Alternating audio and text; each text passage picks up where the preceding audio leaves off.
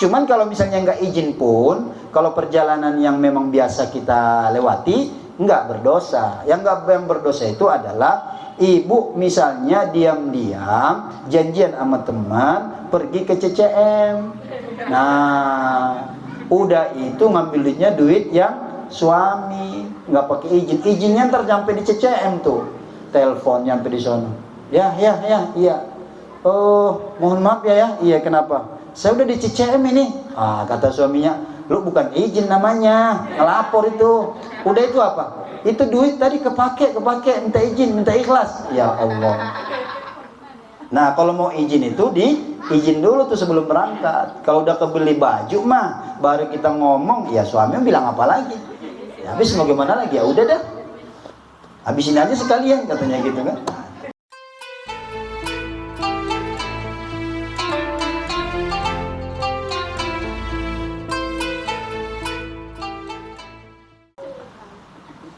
Fardu dalam sholat itu diantaranya misalnya ruku, ya ruku. Jadi kita sholat itu ruku adalah merupakan rukun yang tidak boleh ditinggalkan. Kemudian bangkit dari ruku juga fardu. Tiba-tiba ibu lagi sholat, entah mungkin tadi mau sholat memang lagi banyak pikiran. Begitu masuk rakaat kedua, Allahu Akbar, ruku. Ketika ibu ruku, karena tadi udah banyak pikiran, semuanya dibawa ke sholat pikirannya, akhirnya ibu nggak bangkit dari ruku, langsung nyerungsuk, langsung sujud. Begitu sujud, baru teringat, lah gua kok langsung sujud sih? Bukannya bangkit dulu tadi. Nah, yang model seperti ini, kapan ingatnya? Bangkit lagi. Nah, ya, bangkit lagi. Paham kira-kira?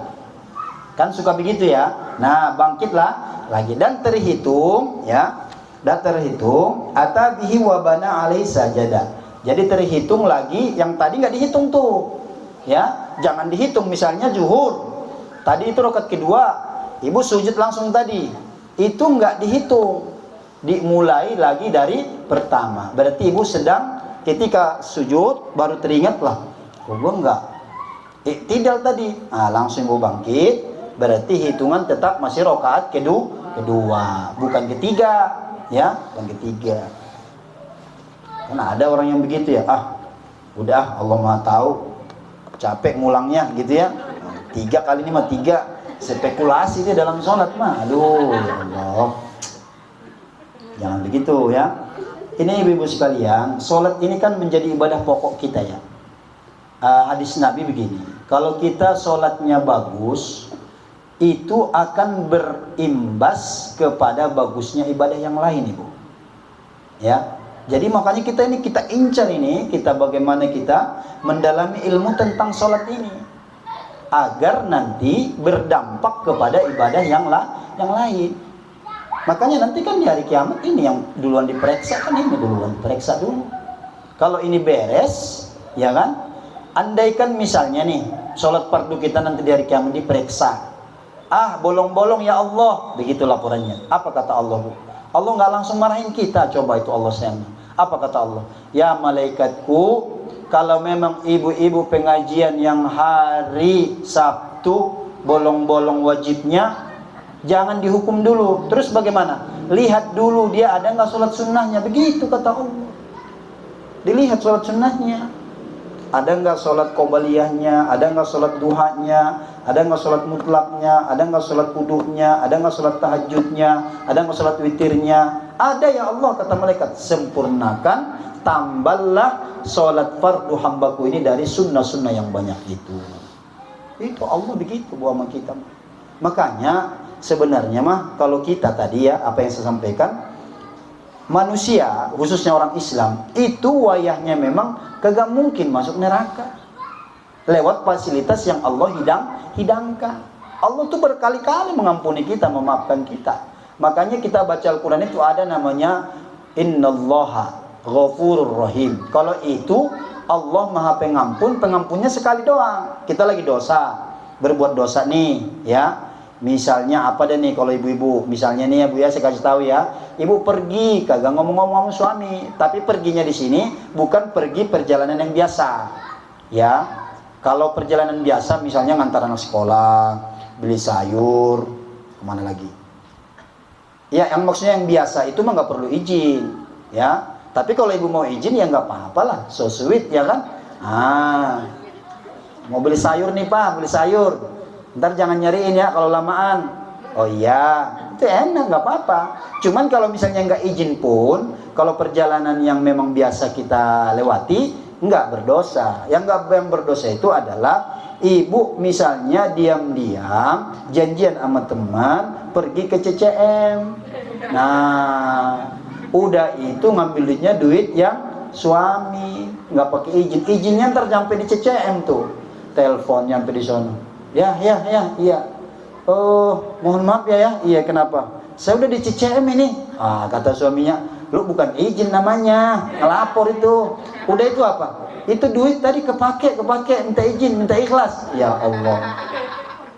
Nah, kalau mau izin itu izin dulu tuh sebelum berangkat. Kalau udah kebeli baju mah, baru kita ngomong, ya suami bilang apa lagi? Ya, habis mau gimana lagi? Ya udah dah. Habisin aja sekalian katanya gitu kan. Ya, itu ya Bu ya, itu kita perhatikan. Dan memang sebenarnya sih, ini nasihat saya lah sama istri ini ya, berdua. Sebenarnya kalau saya renung-renungkan, saya baca kitab, saya baca buku, resep dalam rumah tangga ini kuncinya cuma satu. Apa itu? Komunikasi.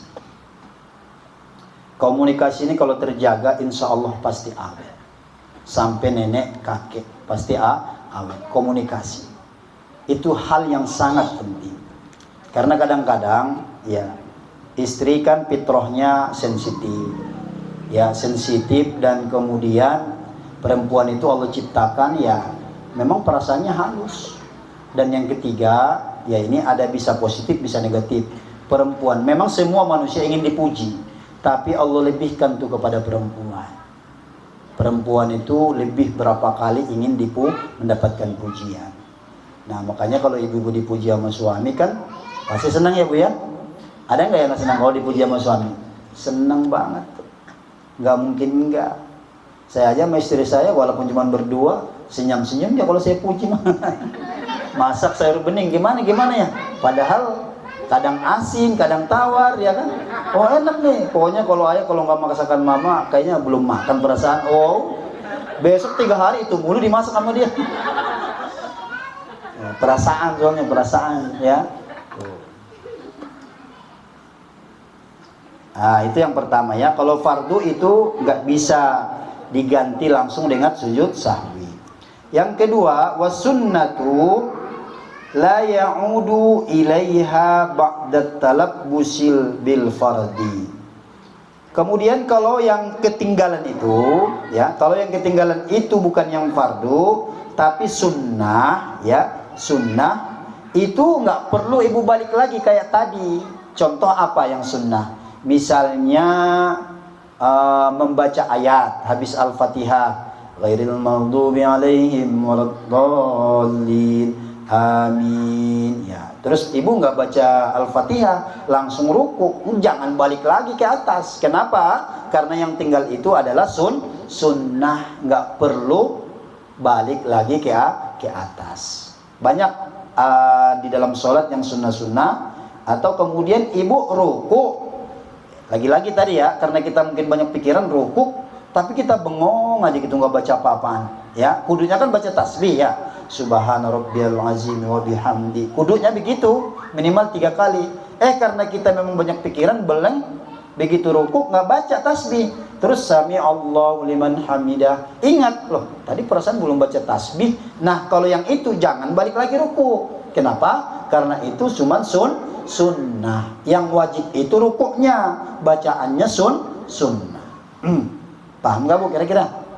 Paham ya? Ini disimak nih pertanyaannya, nanti sekitar di situ dah ya, sekitar di situ. Yang ketiga, wal hay'atu, sunnah juga, sunnah kedua ini ya, tadi sunnah pertama. La ya'udu ilaiha ba'da tarkiha wa la yasjudu lis-sahwi anha. Kalau sunnah hay'ah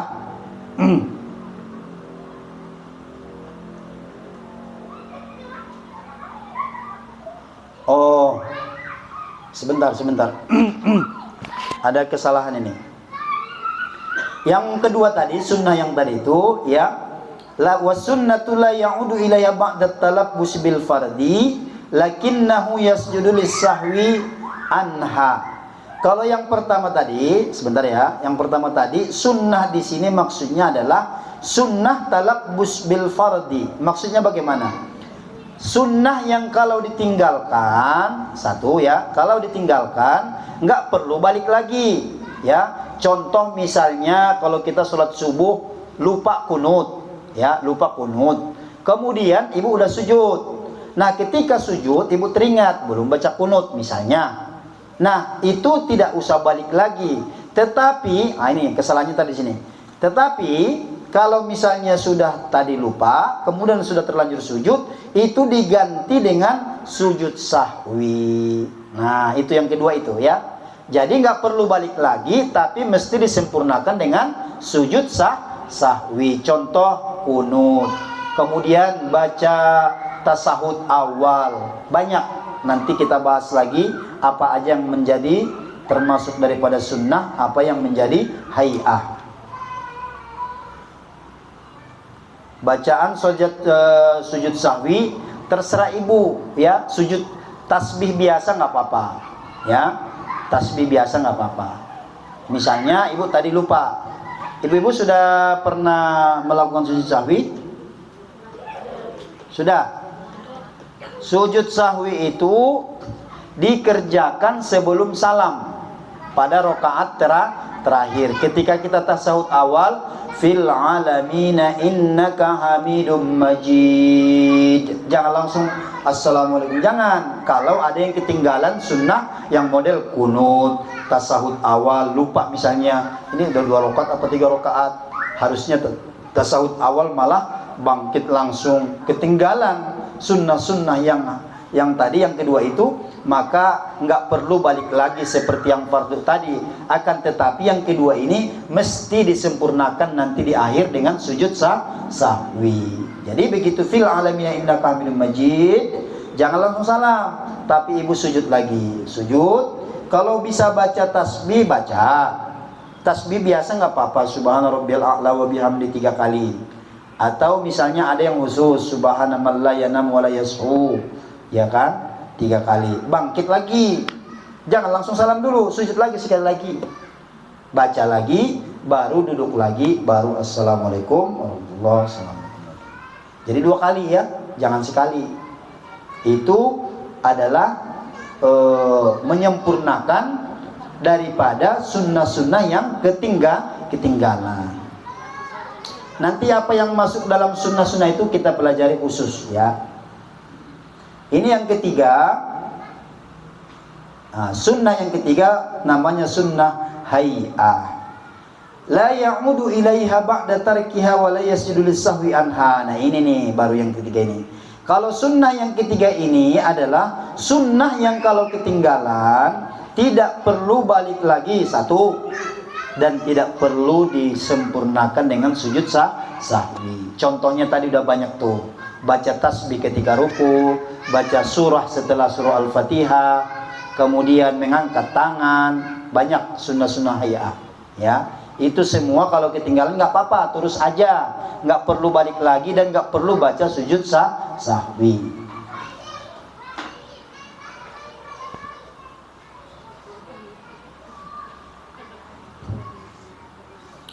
Nah, selanjutnya faslun wa khamsatu awqatin la yusolli fiha illa sholatan laha sabab. Pasal berikutnya adalah ada 5 waktu yang tidak boleh melaksanakan sholat.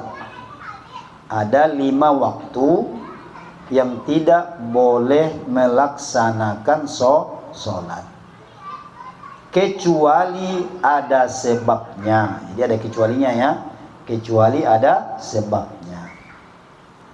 Ada 5 waktu di dalam Islam tidak boleh sholat kecuali ada sebabnya. 1, kapan kita nggak boleh sholat? Nah, ini jangan terlalu soleh, ya. Ada orang terlalu soleh, akhirnya waktu yang haram juga dia sholat, nggak boleh. Bukannya dapat pahala, malah dapat dosa. Terlarang, lampu merah dia tabrak, ya ditangkap polisi. Begitu kasarnya. Yang pertama, kapan? Satu adalah ba'da sholatis subuhi hatta tatlu'asy syams. Yang pertama, tidak boleh sholat lagi setelah sholat subuh sampai terbit matahari. Jadi jangan sholat lagi habis sholat subuh. Sholat sunnah juga kagak ada sholat sunnah habis sholat subuh.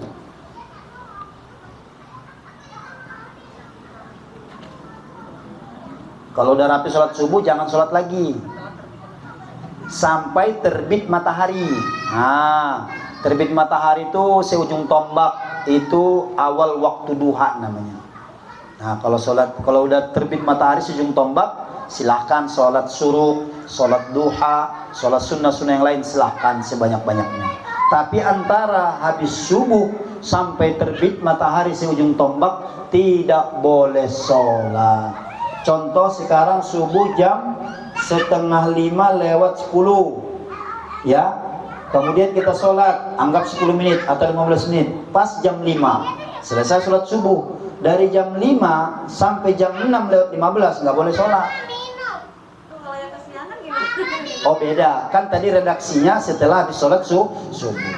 Kalau Mama Patlin misalnya sholat subuhnya jam 6:05, ya sholat subuh dulu, ya sholat subuh dulu. Tapi ini mah jangan dirapel-rapel ini ya. Ingat Pak Ustadz ini, udah sekalian dah sama duha, nggak boleh ya. Kalau yang kesiangan doang, barangkali malamnya ibu kecapean ngerjain apa ya kan, terus kelelahan ya, atau hujan turun gede, kayaknya segan banget ini mau bangun ya. Udah bangun jam 5, tidur lagi bangun-bangun udah jam 6:10, buru-buru udah langsung ya. Terus bagaimana kalau kita bangun udah lewat daripada waktu subuh? Maka ibu sholat tetap langsung berwudu, tapi niatnya bukan adaan, tapi kodokan, mengkodok jadinya, mengganti namanya. Sholat yang dilaksanakan di luar waktu semestinya namanya sholat kodok. Usolli fardhos subuhi rakaataini mustaqbal kiblati kodokan lillahi ta'ala. Begitu niatnya nanti. Subuh jam 5 habis orang, mamanya Fatlin bangun misalnya jam 7. Wah, jam 7 ya kan, ayam juga udah kemana-mana dia jam 7. Gimana caranya? Langsung uduk, nggak boleh ngapa-ngapain dulu ya, nggak boleh sarapan nasi uduk, nggak boleh makan gorengan ya, langsung ke kamar mandi uduk, langsung sholat kodok. Jangan ditunda-tunda, nggak boleh ya. Kalau kesiangan, kalau kesiangan mau gimana? Sama dengan orang lupa, sama dengan orang pingsan gitu ya. Sengaja ya nggak boleh kalau sengaja. Apa? Udah bangun jam 5, terus tidur lagi. Lah iya itu tanggung sendiri dah tuh. Iya, yang begitu-gitu tuh. Makanya nanti nilainya ya, ibaratnya orang ujian di sekolah, nilainya tadi tergantung kualitas sholat kita ya. Nah dalam hal ini memang lagi-lagi, makanya saya sampaikan di awal, iman Bu yang perlu. Karena semua yang memutuskan itu, orang kenapa hari ini bisa bersabar, bukan karena apa-apa, karena iman. Saya ingin cerita sama ibu-ibu. Ibu-ibu mungkin juga udah lihat di TV, di media sosial. Cuman mungkin ibu selama ini nggak memikirkan atau nggak kepikiran lah bahasanya ya, apa itu. Coba kita lihat ibu-ibu yang di Palestina ya. Di Palestina itu kan dari dulu tuh ya, dari dulu. Kalau kita tarik kemarin nih ya, apa yang mereka derita, waduh ya. Biasa itu kalau di sana, menurut teman-teman yang langsung ke sana, itu ibu-ibu biasa itu sebelum berangkat sekolah anaknya didandan. Didandan itu dia sambil nyanyi Bu, sambil bersair. Kenapa bersair? Karena ibu ini sangat paham, banyak tetangga-tetangganya begitu diantar sekolah masih sehat, pulang sudah jadi mayat. Jadi ibu-ibu itu dia bersair, seakan-akan dia memuaskan batinnya terakhir bersama anaknya. Dan dia siap. Dan memang terjadi, bukan sekali dua kali, ya tiap hari itu lalapan di sana. Ya. Kenapa mereka masih kuat? Kenapa mereka masih taat? Kenapa mereka masih menutup aurat? Kenapa mereka masih menghafal Al-Quran? Jawabannya karena satu. Apa itu? Iman. Kalau iman gak ada, udah stres, Bu. Lah kita kehilangan anggota keluarga misalnya, kan pasti ya, ada yang duluan, ada yang belakangan. Apalagi kalau ibu-ibu misalnya suaminya duluan. Ibu-ibu kan pingsan itu ya. Pingsan sampai saking sedihnya sampai pingsan. Kalau bapak-bapak nggak tahu dah, saya belum pernah lihat kalau bapak-bapak mah. Ya. Nah, kalau ibu-ibu sering, apalagi di kampung saya. Meronta-ronta tuh sampai pingsan, disiram. Sadar lagi dia, oh nangis lagi. Begitulah seorang istri memang secara fitrah perempuan ini setia orang. Iya. Kalau secara fitrah. Yang namanya perempuan kalau sudah akad nikah, udah dia nggak kemana-mana deh tuh. Nggak kepikiran kemana-mana lagi gitu maksudnya kalau ibu-ibu mah. Iya. Nah, kalau bapak-bapak saya juga nggak tahu dah ya. Mungkin iya mungkin nggak kali ya. Gitu. Jadi itu semua mereka itu bisa menanggung derita itu karena iman. Kalau nggak ada iman mah udah semua kita akan rapuh ya rapuh. Nah maka oleh karena itu ini balik lagi, tidak ada cara merawat iman yang paling ampuh di dalam Islam kecuali lewat menuntut ilmu. Lewat ilmu kita pahamlah yang kemudian menjadikan kita berbuat. Karena sesungguhnya kita semua ini Bu ya, perbuatan kita itu adalah cerminan dari apa yang kita pikirkan. Nah itu pasti. Orang kenapa misalnya, coba kita lihat ya, kasus-kasus di Indomart, di Alfa. Dulu saya masih ingat, lagi dagang di Cempaka Mas. Hampir tiap hari ketahuan ibu-ibu yang berkerudung mutil. Mutil itu maksudnya ngambil di Giant. Ya, setelah diinterogasi di ruang satpam, ibu-ibunya itu ke situ tuh pakai mobil, bukan orang susah. Ngambil apa macam-macam. Ternyata itu penyakit. Penyakit itu kata orang psikologis penyakit. Tapi kalau pandangan Islam, dia seperti itu. Ini mohon maaf ya, kerudung, pakaian ini belum menjamin cerminan kepribadian seseorang. Nanti perbuatannya itulah yang bisa diputuskan, oh berarti dia punya pola pikir seperti ini. Begitu. Artinya apa? Orang kalau misalnya kita lihat misalnya bahkan bercadar, jangan buru-buru tertipu dulu. Tapi bukan kita berarti maksudnya curiga kalau ngeliat orang, enggak. Tapi artinya di sini adalah manusia itu sesungguhnya perbuatannya itu adalah cerminan dari apa yang ada di dalam otaknya, Bu, dalam pikirannya. Untuk itulah dalam Islam kita nih, otak kita ini maka mesti diisi sebanyak-banyaknya daripada aturan Allah dan Rasulullah. Supaya apa? Supaya yang lahir nanti adalah perbuatan-perbuatan yang pasti baik. Begitu. Kalau di sini semua duit dimasukin duit, maka perbuatannya pun tidak ada kecuali perbuatan itu diarahkan kepada untuk mengumpulkan uang. Kenapa? Di dalam sini itu aja duit. Nah, jadi itu pentingnya kita kalau orang Islam. Kenapa pembinaan iman ini adalah pembinaan yang utama, yang pokok. Kalau orang tidak beriman, nggak mungkin bisa taat kepada Allah Subhanahu Wa Taala. Orang nggak beriman nggak mungkin sabar. Orang beriman gak mungkin semangat. Orang beriman gak mungkin kemudian bisa bersyukur. Semua pangkalnya adalah iman. Iman inilah yang kita segarkan, yang kita sempurnakan di dalam diri kita. Lewat apa? Sekali lagi lewat kajian. Itulah yang dilakukan Kanjeng Nabi 13 tahun periode Mekah. Ada turun surah Al-Quran 86 surah. Di Madinah cuma 28, di Mekah 86. Ini bukti menunjukkan betapa pembinaan iman itu memang hal yang prioritas, yang penting. 86 surah di Mekah, cuma 28 doang di Madinah itu. Ya, karena sudah berbicara tentang iman, maka berbicara tentang sesuatu yang tidak nampak oleh mata. Tapi dalam waktu yang bersamaan kita meski punya keyakinan yang sempurna terhadap sesuatu yang tidak nampak oleh mata tadi. Makanya Nabi bina terus, maka tidak heran para sahabat itu, Masya Allah, ketika nanti hijrah ke Madinah, subhanallah. Dulu ibu-ibu sekalian, di Madinah itu nggak usah ceramah Rasulullah. Orang datang ke Madinah, berkunjung ke rumah-rumah orang Islam, itu orang Kristen, orang di luar Islam, otomatis banyak yang bersahadat. Kenapa? Karena langsung melihat keindahan Islam di sana. Kenapa itu? Karena sudah terbina imannya sempurna di Mekah. Sampai di Madinah tinggal ngamali.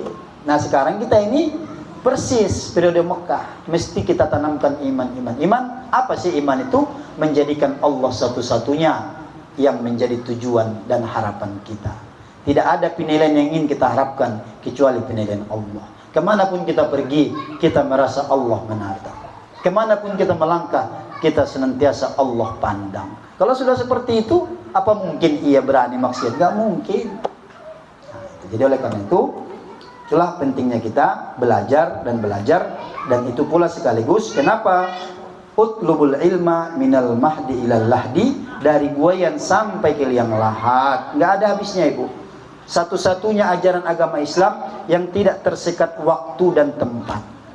Ya, kalau haji ibu kalau mampu aja. Tapi kalau menuntut ilmu, enggak pakai alasan, saya kan udah tua Pak Ustadz, anak saya sudah menikah semua, udah punya cucu, ngapain lagi saya? Oh, keliru besar. Kenapa? Karena sepanjang kita hidup, kita dituntut untuk beramal soleh. Sementara amal soleh tidak mungkin diterima kalau bukan lewat ilmu. Nggak bisa pakai tebak-tebakan, ya, tebak-tebak manggis. Sholat tebak-tebakan, puasa tebak-tebakan. Maksudnya bagaimana? Ya sholat aja nggak pakai ilmu. Ntar puasa aja nggak pakai ilmu. Udah itu serahin sama Allah aja dah. Allah yang maha tahu, begitu katanya. Ya iya memang Allah maha tahu. Cuman kita diberitahu semua amal kita kalau tidak sesuai dengan tuntunan Nabi, nanti semua tertolak. Nggak ada hitung-hitungannya. Nilainya kosong. Itu yang pertama. Yang kedua yang nggak boleh sholat. Kapan lagi yang nggak boleh sholat?